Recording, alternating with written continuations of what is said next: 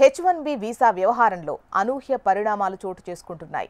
భారత్కు కేటాయించిన ఈ వీసా కోటాలో భారీగా అక్రమాలు చోటు చేసుకుంటున్నాయని అమెరికన్ కాంగ్రెస్ మాజీ సభ్యుడు డాక్టర్ డేవ్ బ్రాట్, అమెరికా దౌత్యవేత్త మహవేష్ సిద్దికీ ఆరోపించారు. ఒక ప్రాంతానికి అనుమతించిన దానికన్నా రెట్టింపు వీసాలు కేటాయించారని పేర్కొన్నారు. ఈ వ్యాఖ్యలు దేశంలో H1B వీసా కార్యక్రమంపై కొత్త చర్చకు దారితీశాయి.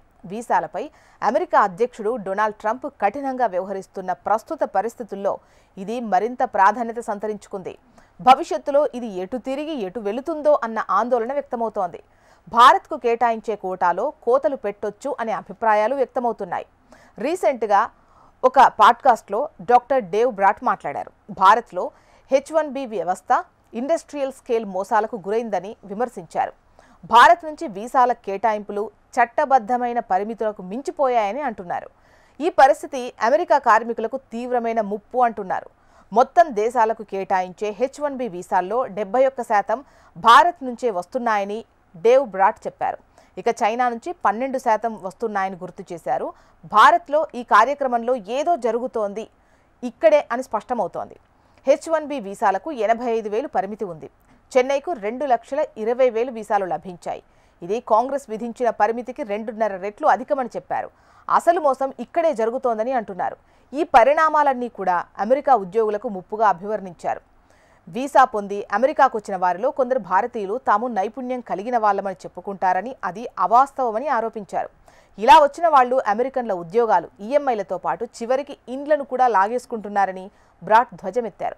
ఈ పరిస్థితులకు ముగింపు పలకాల్సిన అవసరం ఉందని అన్నారు. 2024లో చెన్నైలోని యుఎస్ కాన్సులేట్ దాదాపు 2,20,000 H1B వీసాలను ప్రాసెస్ చేసింది. దీనికి అదనంగా మరో 1,40,000 H4 డిపెండెంట్ వీసా దరఖాస్తులను స్వీకరించింది. తమిళనాడుతో పాటు కర్ణాటక, కేరళ, తెలంగాణ ఈ కాన్సులేట్ పరిధిలోకి వస్తాయి. సుమారు 2 దశాబ్దాల క్రితం చెన్నై కాన్సులేట్లో పనిచేసిన భారత సంతతికి చెందిన యుఎస్ ఫారిన్ సర్వీస్ అధికారిని మహ్వేష్ సిద్దికీ సైతం ఇవే ఆరోపణలు చేయడం చర్చనీయాంశమైతోంది.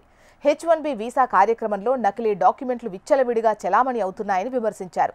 2005-2007 మధ్యకాలంలో 51,000 నాన్ ఇమ్మిగ్రెంట్ వీసాలను పరిశీలించారని, వాటిలో ఎక్కువ భాగం H1Bకి చెందినవే అంటున్నారు. ఇక భారత్ నుంచి వచ్చిన H1B వీసాల్లో 80-90% నకిలీవని, తప్పుడు డిగ్రీలు, దొంగ సర్టిఫికేట్లు, నైపుణ్యం లేని వారికి చెందిన దరఖాస్తులే అందులో ఎక్కువగా ఉన్నాయని ఆమె ఆరోపించారు. ఇక హైదరాబాద్ను మోసాల ప్రధాన కేంద్రంగా సిద్దికీ ఆరోపించారు. అమీర్పేట్లో వీసా దరఖాస్తుదారులకు బహిరంగంగా శిక్షణ ఇచ్చే సెంటర్లున్నాయని, ఇవి నకిలీ ఉద్యోగ, విద్యా ధృవీకరణ పత్రాలు, చివరకు వివాహ డాక్యుమెంట్స్ను కూడా విక్రయించాయని ఆమె ఆరోపించారు.